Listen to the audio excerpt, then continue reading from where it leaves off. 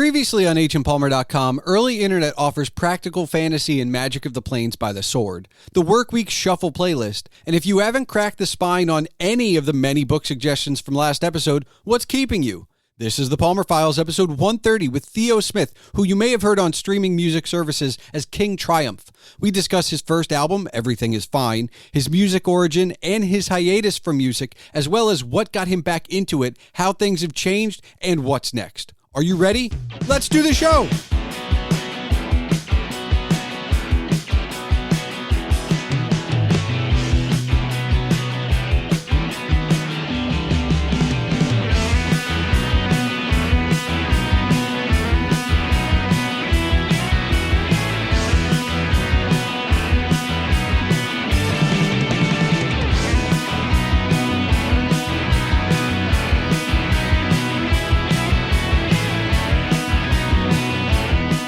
Hello and welcome to the Palmer Files. I'm your host, Jason Stershik, also known as Agent Palmer, and on this 130th episode is Theo Smith, whose music you can listen to as King Triumph on your streaming platform of choice. And that's really how I came to know Theo first. I found him on a social media and gave his music a listen.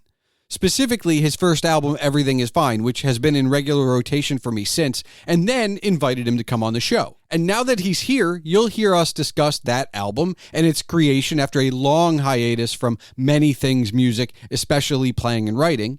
You'll hear about process and Theo's origin story, as well as learn what's to come for King Triumph on the next album, which Theo is working towards as you listen to me record this.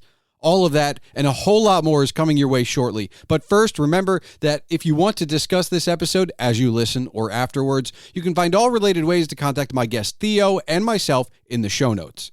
You can find links to all of Theo's music at kingtriumph.com. That's KINGTRIUMPH.com, which will not only link you to all of his work on the streaming music platforms, but also his contact and connection information as well. Don't forget, you can see all of my writings and rantings on agentpalmer.com. And of course, email can be sent to thepalmerfiles@gmail.com. So without further ado, let's get into it.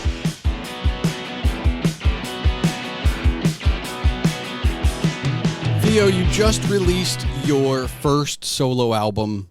What was that journey like? Well, I suppose it was one of learning.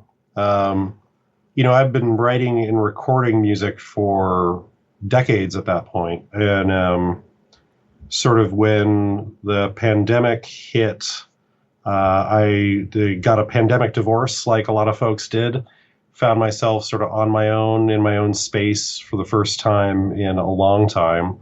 And sort of rediscovered the musical side of me. It kind of gone dormant there for a number of years. And so I wanted to finally put something out, and now, the musical landscape is such that there are digital publishing companies now where, pretty much anyone can just pay and get their stuff out on, Spotify and Apple Music and Amazon Music and all the other YouTube, all the other various, platforms.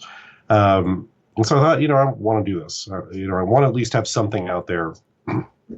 So I did it. It took me probably about a year and a half, and I revisited a lot of older music, some of stuff that had already sort of been worked on to some degree, to varying degrees, and other stuff that sort of essentially was new, or started as something and then was completely different by the end, so essentially new. Okay.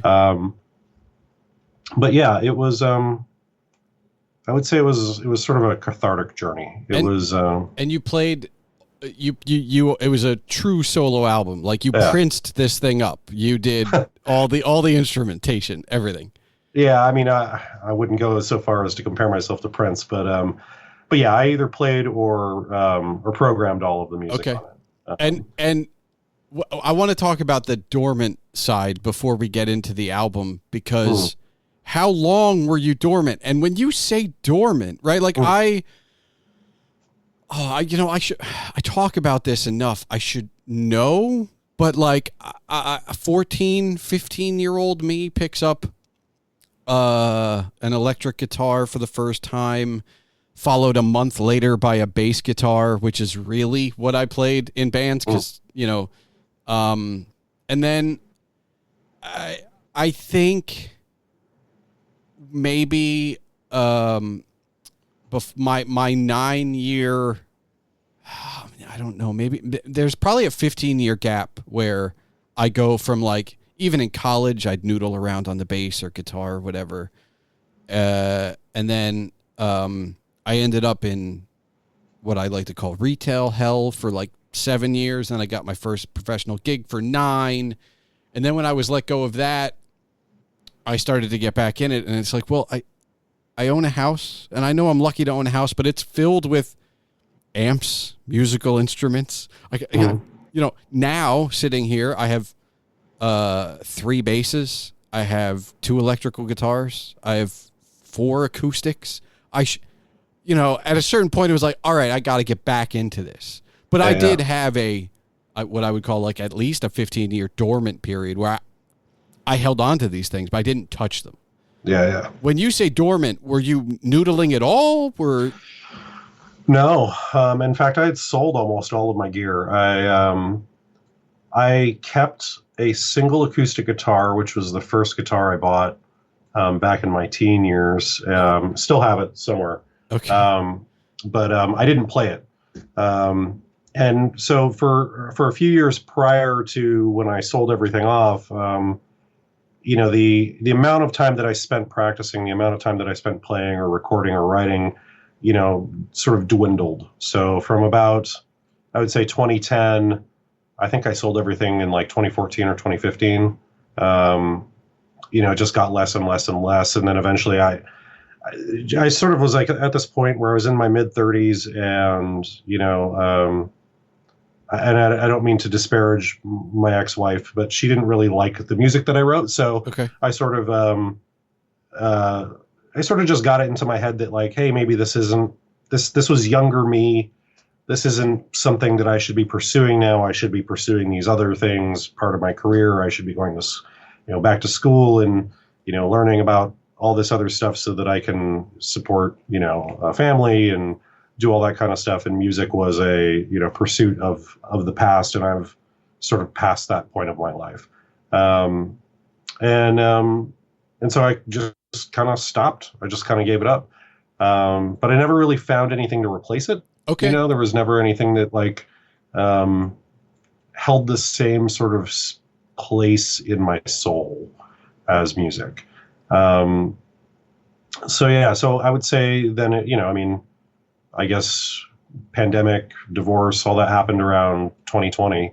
And so it was really probably early 2021 when I started, I'm going to buy a new bass, and like start practicing again and kind of get back into it. And then it slowly sort of evolved into, the project that became, my first album, Everything's Fine. So. Does it still feel like, I will say as a personal note, I think my first love is still the bass guitar. I don't know there were times when I am playing music where it ebbs and flows, like, oh, I'm just on an acoustic kick, I'm on an electric kit, but like I still feel like a teenager when I strap on a bass. Like I just do. You got away from it. I got away from it. I still feel like that now that I'm back in it. Did it come back? Yeah, I would say a lot of it came back, although I still feel rustier than I did in my prime today, even today. But I think I'm approaching how I write differently, or at least I have been. So it's been okay. Okay. But yeah, I mean, I hear you about the bass guitar. I was prior to, all this stuff in sort of the early aughts, I was in a band in Arizona and I was the bass player and one of the singers. And I've always kind of loved bass. Bass is kind of my first instrument, I guess I would say. Now, how did you get to it, though? I know legitimately I got to it because I was friends with a drummer and a guitarist, and they needed a bassist, and I was willing. It was like that's... Yeah.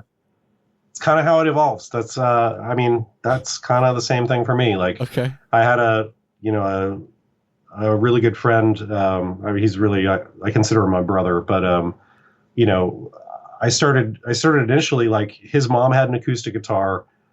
Around 13 years old, I decided I wanted to start playing it. So she let me take it, and I noodled on it, figured a few things out. And then she decided that, like, oh, well, Theo's interested in it. I should get Aaron interested in the guitar. And he had no interest in playing it. But she got him lessons, and he just took off. Like, he just Wow. immediately Okay. excelled at it. Whereas, like, I kind of eschewed lessons.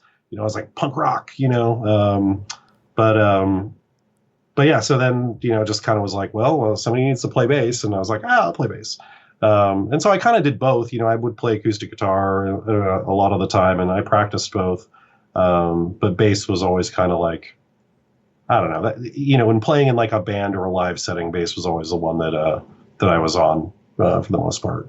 That or vocals. So Okay. And where, because I'm still going to give you the Prince title, just because anybody who makes an album solo and has instrumentation, and it's not just you and an acoustic guitar, that's Princing it up, because you also mixed it, right? mm-hmm. Yeah. Okay. Mm-hmm. So yeah, you did everything, right?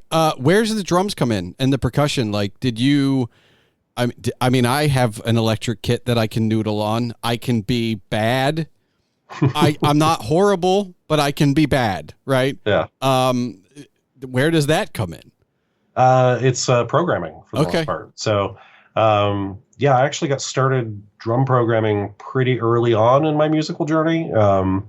A lot of it was because I had like ideas that I wanted to explore, and I didn't know how to play drums. And so it was just kind of easier to get a drum machine, and like figure out how to program a drum machine. And so depending on the song, I would approach it differently. So these days, I mean, they have, drum synths that sound like you can't tell if you can program them well. You can't tell it's not a real drummer playing.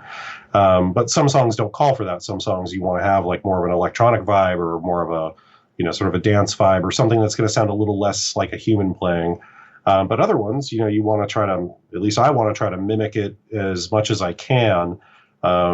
So in those scenarios, I've always tried to sort of put myself in the headspace of a drummer as much as I can. Okay. And try to figure out, like, how can I program something that sounds as realistic as possible, and like where I'm not doing something where a drummer like physically could not play it. Like this drummer would have to have 3 arms to play this beat, Okay.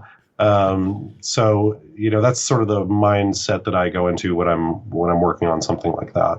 And those tend to be more like rock songs, or things that are more sort of traditional in that, in that sort of rock genre. Now, I have a confession to make. I have mixed my own songs and songs from my friends as that 15-year-old kid with a Tascam Porta Studio 8-track, and I think we had a 4-track as well. Yeah. And so finally coming around to podcasting and getting back into what I like to call the audio space, and playing with a mixer and like good microphones, and I still have my all my original like amps and cables and everything.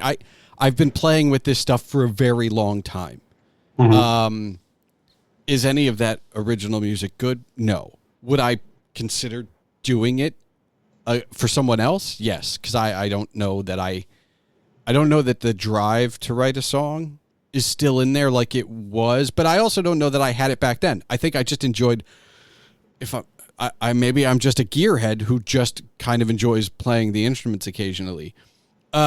Do you go back that far as writing? Because, there are plenty of us or people around me that I know never got into writing. I just like playing, So where does the writing go back that far? Oh yeah, that's the primary motivator. Okay.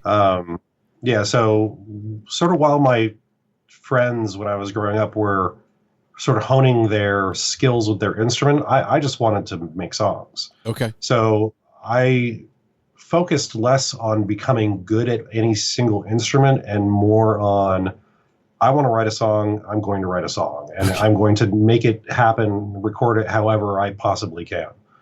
So thus drum machines and, playing bass when I can or playing guitar, I mean, like, I had like Casio keyboards I would hook up and like kind of hammer out like, bad synth lines and stuff on it, just anything I could to sort of get it there, that's always kind of been my main focus is the songwriting for sure. And you've been in bands since then. Did you write songs in bands?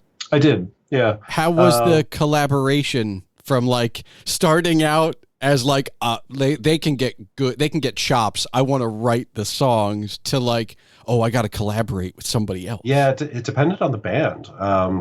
So some of them it was more of a collaborative approach with like one or two other members, and then you kind of present it to the other people who were in there, and kind of let them take their parts as as they could figure it out. Like I've always been kind of loath to precisely dictate, like, play it exactly like it was written, or exactly like it is on the recording. I was in another band for a while where I was just the singer. I was basically, I didn't participate in the songwriting at all. They just kind of brought me in to sing, and that was fine. And I loved the music they wrote, so it worked out pretty well.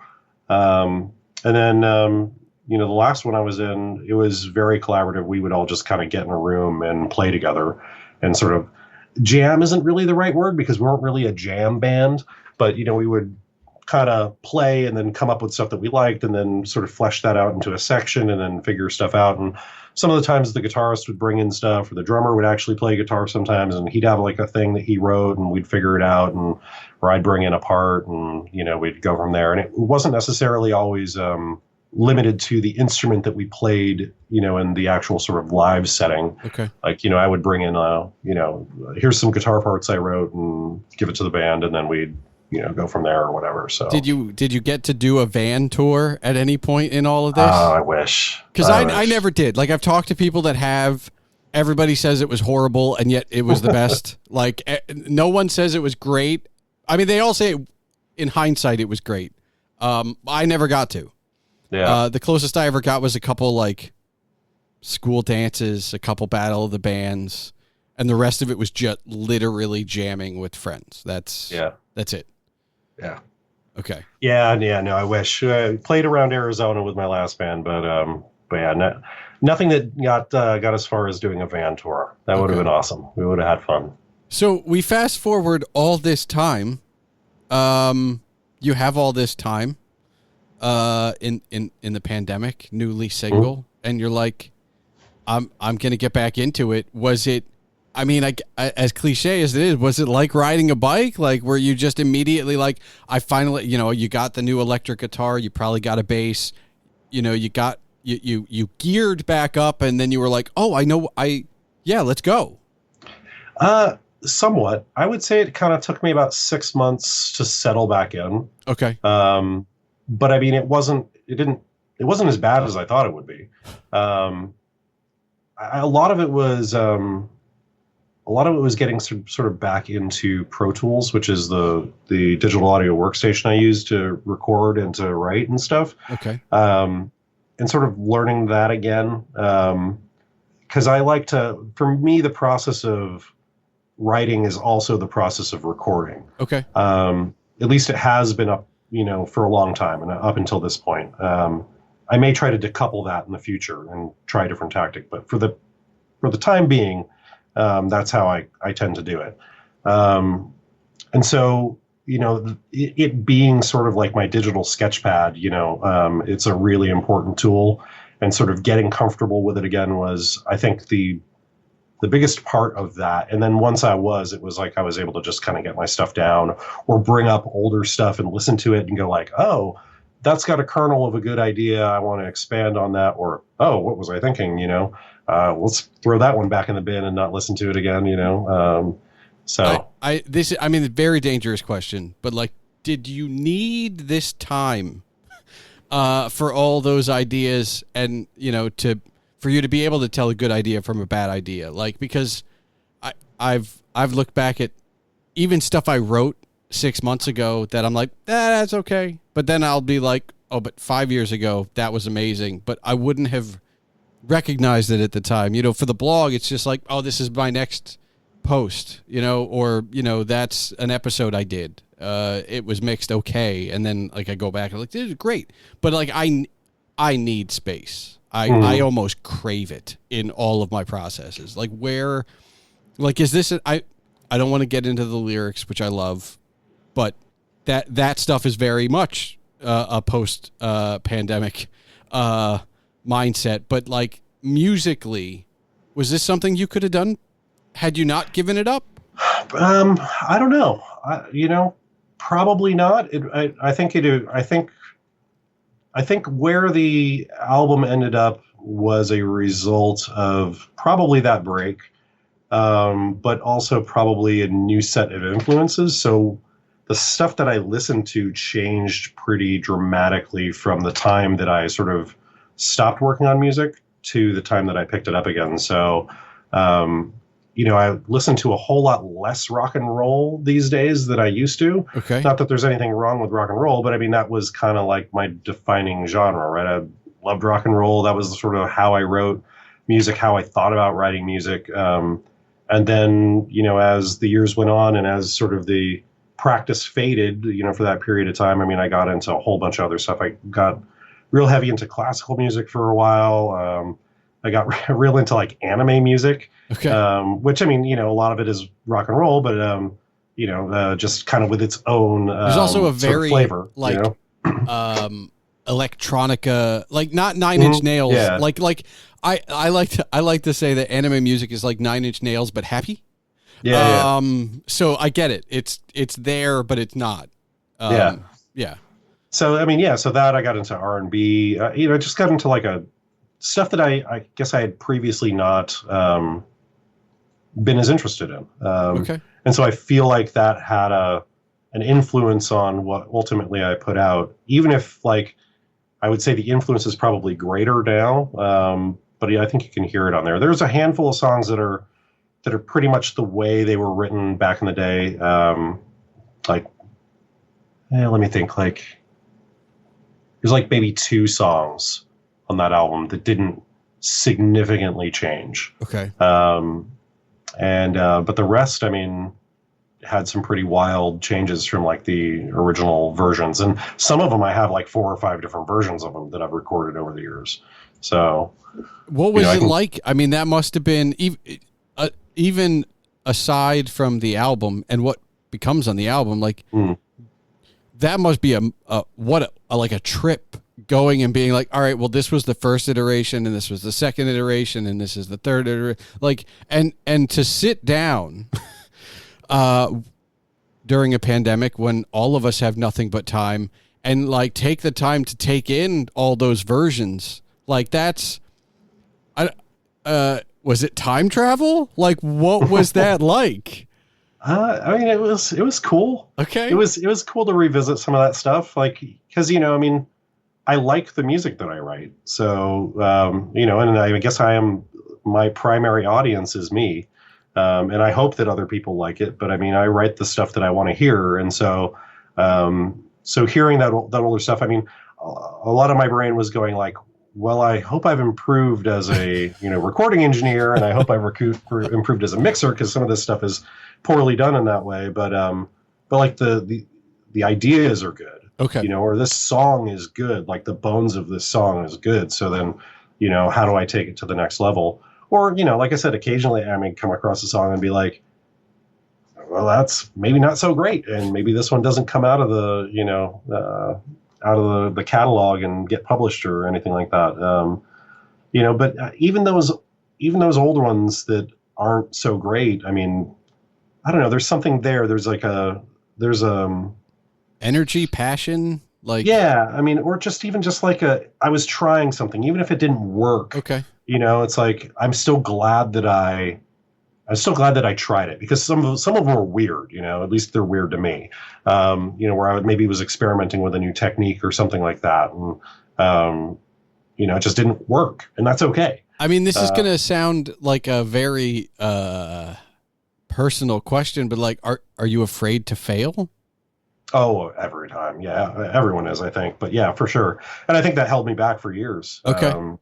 But yeah, I mean, you know, I think I'm less afraid to fail these days, but I think that was a primary factor as to why I kind of gave up the pursuit of music. Not even, back in like 2015, but there's a whole section, I guess, that I haven't really mentioned, but like after I worked in LA for a while at a recording studio and was sort of pursuing the music industry at one point in my life, and it was that, I think, primarily that fear of failure that um, ended up steering me towards more, you know, normal paths in life. Okay. And that's fine. That's you end up where you end up, and no regrets. But looking back with clear eyes, I mean, for sure. Yeah. Okay. Because I came across you randomly on Threads, and I say randomly because I'm a lurker on Threads, such to an extent that I'm probably just at whim of every algorithmic change they make. And it's like, I will try to follow people when I see stuff, but I'm still not quite sure I want to look. Back in the day, I was a heavy Twitter user. And so I don't know that I want to invest any time into any one of these anymore. Like I think I was there at a certain specific time at its heyday, and I don't know that how much I want to invest, but I'm also in this place where I'm taking a musical journey, and I'm listening to a whole bunch of like older stuff, but I'm also trying to be open to new stuff. And part of that is because of Taylor Swift, because I still haven't listened to the new album because it's a double album and I'm listening to other stuff. But like, I wanted to educate myself, and I was like, I know of Taylor Swift, kind of like I know of Michael Jackson and I know of Prince. The difference is Prince and Michael Jackson, I've heard their music, and Taylor Swift, I was like, I don't know anything. So I was like, I'm just going to listen to her discography. I'm going to do it. And I did it, and it kind of opened my eyes to like, all right, maybe some of the songs aren't for me, but like, she's a really good, she or the people she's working with, great songwriters. I have some problems with the way the albums are put together, but I think the album as an art form is something we may or may not be losing, and that's a whole different discussion, but it opened my eyes. So like, you came across my feed, and I was like, I'm just going to listen to it. Like, I have no expectations. I don't even know what the status update was, but clearly you're not telling me all of your musical interests, your background, your history, like where it comes from. I'm just like, okay, let's hit play. And I liked it, and I invited you on, and that's why you're here. But it's also like, I heard a lot of me in your music, which is the other reason you're here. It's nice. Not necessarily something I would have normally listened to, but I've listened to it a few times since that initial thing. And I think that you and I probably have similar backgrounds, or overlaps, in influences, but there are, I think I like the poetry of your lyrics. And thank you. I have a friend who's self-described not a lyrics guy. But that's always the first thing I'm going to make or break. You can create an earworm. If I think the lyrics are dumb, I'm done. I'm out. Like, it's fine. It's just, and everybody's different. But it also, all of that leads me to this question for you, which is, and I know it's probably different for each song, but generally speaking, what comes first, the melody or the lyrics? Yeah, I mean, it really does depend on the song. I would say for those songs, most of the time the lyrics came first. Okay. There are a handful that did not, like Everything's Fine, the actual song Everything's Fine. That was one of the last ones to have lyrics written. And I was like, what is the melody to this song? What is the melody to this song? What am I going to sing? And I was like, oh, I've got that piano part in there. that's the melody. I'm just going to sing the piano part. And then once I had that, I was like, okay, now I've got like a cadence and I've got, notes so I can write lyrics to that. I would say with the new stuff I've been working on, I've been taking that approach a little bit more. Okay.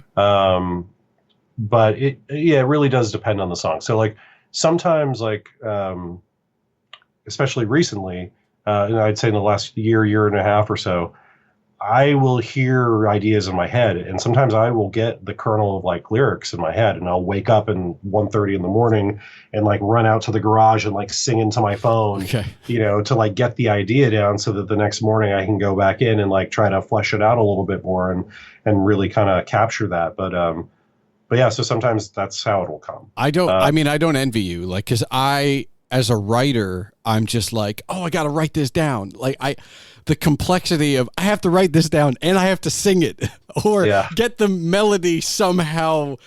I know we're blessed with microphones everywhere, but that there's hearing it in your head and there's getting it out recorded, and those two things are not easy. Yeah. No one wants to hear those voice memos. I'll tell you that much. But you know what to do with them to make them so we do want to hear them. Yeah. Well, okay. I like to think so. So okay, appreciate that. All right. So we're a quick left turn. Sure.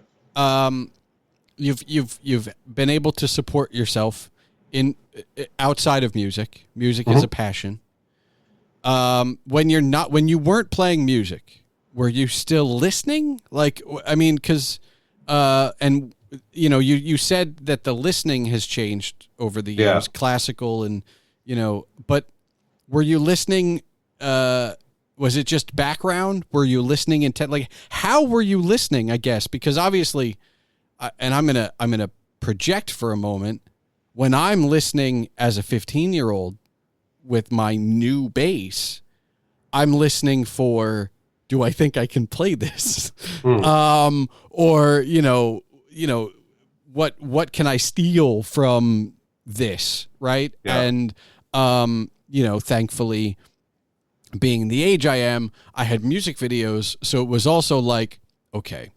Well, I mean, two of my big influences, no surprise to anybody, are like Tom Hamilton from Aerosmith and Duff McKagan from Guns N' Roses. And it's like, well, Tom played with his fingers and Duff played with a pick. And I one of the things I learned was, while I was kind of a bit of a finger snob, you can't play Duff with your fingers. You need the pick for whatever. So like, I know that, but that was the way I listened. It was not, I guess this sounds maybe a little weird, but I wasn't listening for pleasure.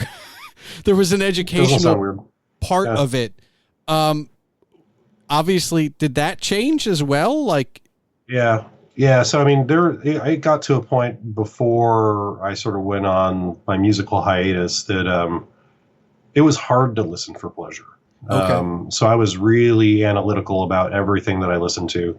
And this was sort of, as I was coming out of LA and I had been working in the recording studio and had really been sort of focusing on trying to learn the skills of that environment, mixing. So you're listening for like layering as well as like volume, and where does that come in? Where does that fade out? Yeah, everything this from the songwriting to the arrangement of the song to, the mix of the song to all that kind of stuff. Like really sort of, it was very analytical in how I approached listening to music, which made it challenging to enjoy. Okay. And then, as that sort of era of my life faded and sort of music faded with it for, at least creatively music faded with it for a period of time, I got really like, I would say that there was a period of time where I really just didn't enjoy listening to music or new music. Like when I like classical music a lot, but I was listening to a lot of Baroque. That's sort of probably my favorite era. And at the same time listening to like basically just yacht rock. Okay. And for like a few years, that's like all I listened to. And it sort of just was like this weird palate cleanser in a way where I didn't have to think about the music too much. Like with the classical stuff, it's like, I could just appreciate it because like, I know I can't play that. Okay. Right. So it's just like my mind didn't need to analyze it. And the yacht rock was just like, yacht rock's just good, but I don't know. I didn't need to like think about it that hard either. And it was once I started getting back into working on music for myself again, I think I've been able to find a sweet spot where like I can listen to something now and like enjoy it, and I don't need to be in the analytical mindset. But if I want to get there, I can put that hat on and really like listen critically to something and try to pull out the things that I want to learn from that piece of music. Okay. So, and I guess, do you, what's the best way to put this? Who is your record store clerk? Like, are you a slave to the algorithm? Do you have friends, or like who is telling you like, oh, hey, you should like? And it's not, I've started kind of turned this corner where new music is not just new music. It's not 2024 music. It's also new to me music. Which is a very what I will say vast like nebula of things, because it's like, well, even your favorite bands probably release stuff you've never heard, unless you've literally done the discography thing, and we all have our favorites we probably forget, right? So like new to me is important to me now, and I have a friend who's got a music podcast, and I have some friends that still listen all the time. So I think between like 6 or 7 people, I have a record store clerk in my life. I don't know. Do you have that, or are you just kind of, It's a combination of things these days, I would say. I've got a couple friends that I trust their music taste for sure. So if they recommend something, I'll go and check it out. It's not always 100%, like they might dig something that isn't really for me, and I might dig something that's not really for them, but I'm always willing to give it a try if they suggest it. Okay. And more often than not, I would say they know my taste. Okay. For some of the stuff, like, especially like with the anime music, I was watching a lot of anime, and so they'd have like an opening song and an ending song, and I would figure out who that was on ones that I like. And then from there, it's sort of like, oh, okay, well, I've seen this artist, Lisa, comes up a whole bunch. Like, I'm going to look into her music, or, and then that would kind of branch out from there or whatever. There was some algorithm stuff, especially with sort of like alt R&B and whatnot, which I've been exploring over the last few years. I don't know the artists well enough, so, I'll find like a playlist and then like go through, and when I really like an artist, then it's like, okay, now I'm going to deep dive into this one's catalog. Grab all their stuff, put it in a separate playlist, and just kind of go through and really learn, that artist's, catalog. And I like doing that. And then over the last year, I would say Threads, honestly. Okay. The music community on Threads has been really cool. And there are some amazing musicians up there. Like, just people who blow me away. And I am so glad that I found their music. And it's just kind of awesome to be a part of that. Like, I feel like Threads, at least from the music community side of things, is in this sort of sweet spot right now where it's, there's no ads on it yet. There's the toxicity isn't really there. A little bit. It's always online. There's always a little bit of online toxicity, but you can ignore it pretty well. You block people. You don't engage, and really it's mostly a positive experience. And I think the people on there want to make it a positive experience and uplift everyone. Yeah. So that, I would say, in the last year, I've found some amazing music through Threads. Okay. The only one that neither of us have mentioned, and this is gonna sound ridiculous, is my blog has, I've made some thematic playlists. One that has been drafted. I don't know if it will be out before or after this episode, but it's days of the week. So here are my top 5 Monday songs, Tuesday songs. When I'm going to do a separate weekend one for Saturday and Sunday. And I've also done like months, and like I've done other thematic ones, and really it's a way for me to break the algorithm a bit. Because if you look up under songs Monday on Spotify, you will still have a week's worth of music to listen to, like, I'm sure, or sample. And it's a way to discover artists that you know and go, oh, okay, I didn't know David Bowie wrote a song about Thursday. And it's also like, oh, but of course, for my month thing, I'm going to use Waiting for October by Polaris. Like, so there's the things you know and the things you discover along the way to do it. And it's the closest thing I've come to like a mixtape for myself where I can still surprise me. Because to do the research, the homework, you have to listen to the songs. I can't listen to everything, and I'll admit that, but I listen to a great deal before I narrow it down.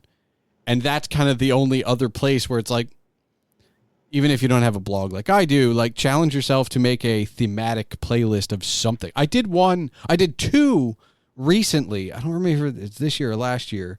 One called Promise and one called Promises. And it was only songs that were titled either Promise or Promises. And there was enough where I could do a playlist of the singular and a playlist of the plural. And it was just kind of wild as a ride to go through and be like, this many songs have been written about, like, just with the title of this one word or this other.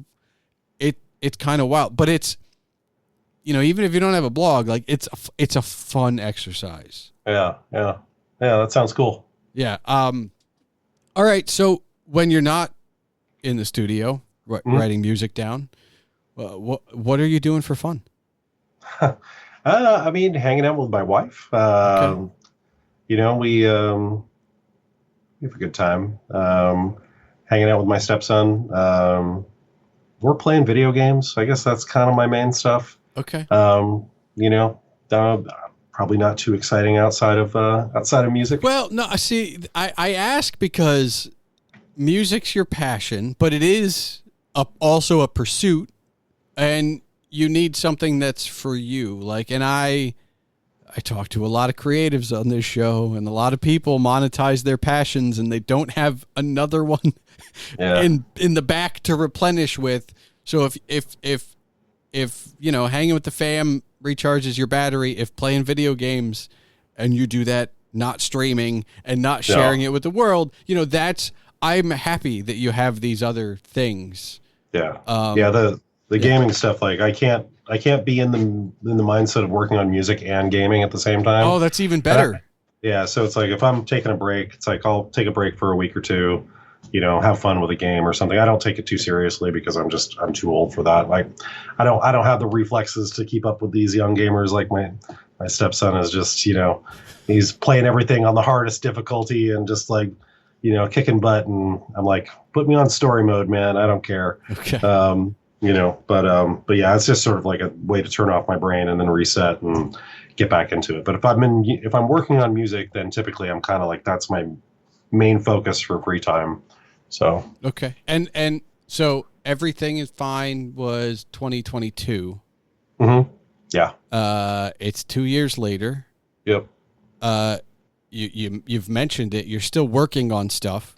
Yeah. So there's another one coming. Yep. Do you envision keeping going? I mean, yeah. Okay. Yeah. So, I mean, next album is going to be titled "I'm Dreaming I'm Awake," and that's largely influenced by the fact that at least half the songs have come at least in part from a dream. Okay. Like, this is the waking up at 1:30. Yeah. Okay. Yeah. I mean, I just hear stuff and I'll wake up and get that idea recorded so that I can flesh it out. And but it's also sort of thematically, I think, takes the next step from Everything's Fine. So, like, Everything's Fine was very much sort of about endings in a lot of ways, whereas I feel like I'm Dreaming I'm Awake, the idea behind it is, what's the thing after the ending? Okay. Because everything's cyclical. So, okay, we've come to the end, what's the next beginning? And so that's sort of where I'm going with this one. And the songs are mostly done. Two of them still need lyrics recorded. And that's been delayed because of all the, unfortunate illness I've had recently. And then I need to mix it, which I'm waiting for my left ear to get better. And then once it's done, I'm in full on mixing mode. So I'm hoping to have it done here early fall. Okay. That's the goal, at least. I wanted to have it done this summer, but this is kind of delayed it. So, but yeah. And then after that, I've kind of already got ideas percolating for everything I want to do after that, but we'll see how it shakes out. I've got ideas. I have like experiments I want to do. So I kind of want to do a series of EPs where it's just sort of like I'm pursuing like a specific limitation, okay, I want to just go out and sample stuff and I want to create stuff only from the samples I've created. Or, I want to use like only sounds I dislike. What does that become? Or I want to, I'm going to write a album where my main inspiration is just colors. Okay. Or whatever, just something like that where it's just, I don't know, taking some idea, taking some limitation, and then seeing what you can do within the confines of that. And I envision that as sort of some EPs, not necessarily full lengths. And then, for my third full length album, I don't know what the songs will be like yet, but I already know that I want it to be a collaboration more with other musicians, that I want it to be less programming, less electronic, and more like real live instruments. Kind of get back to a band setting. So we'll see how that shapes up. That won't be for a few years at least. But that's the idea as it stands at this moment in time, at least. I mean, it sounds exciting, and I imagine.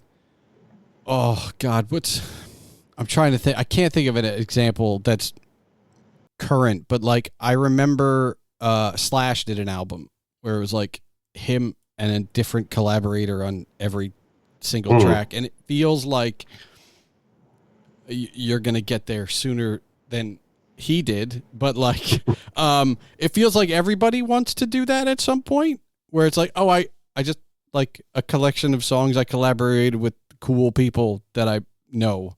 That seems kind of amazing. Yeah, it helps you grow. You need to play with other people, and it's been too long for me. I want to, you grow when you have other people, contributing or pushing you in a new direction, or telling you when your stuff is bad. I mean, that's fine too. So I would be excited to collaborate for sure. So hopefully it all comes to fruition. We'll see.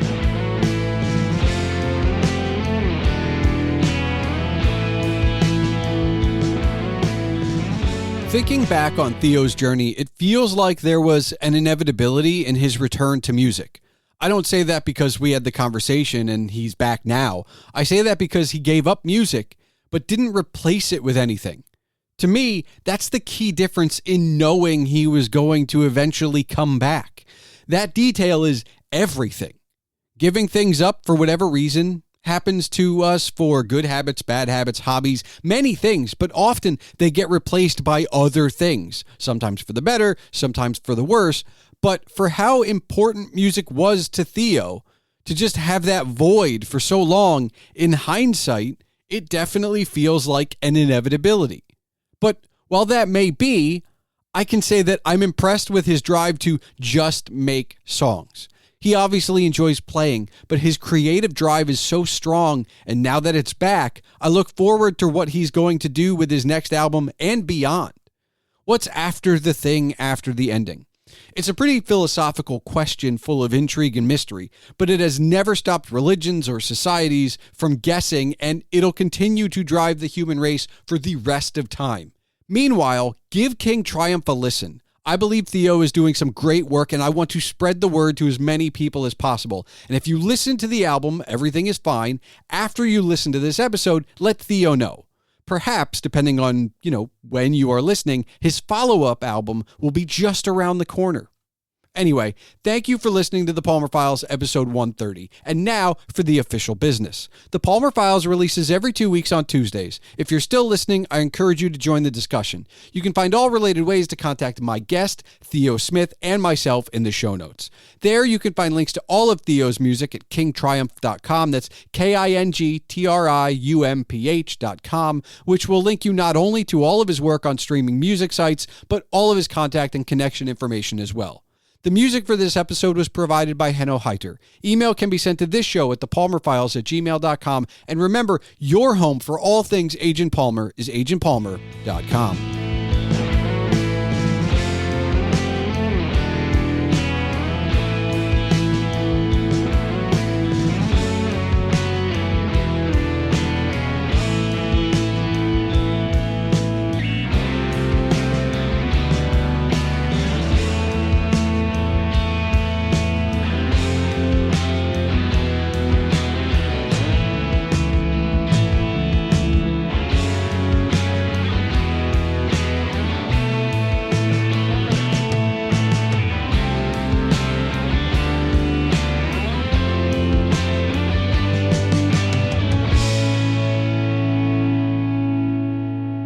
Well, I mean, you mentioned that you have played music and you've recorded music and stuff, and you still have all these amps and stuff like that. So, like, what does an Agent Palmer album sound like? Oh, I mean, I guess there's a few things. There's at least,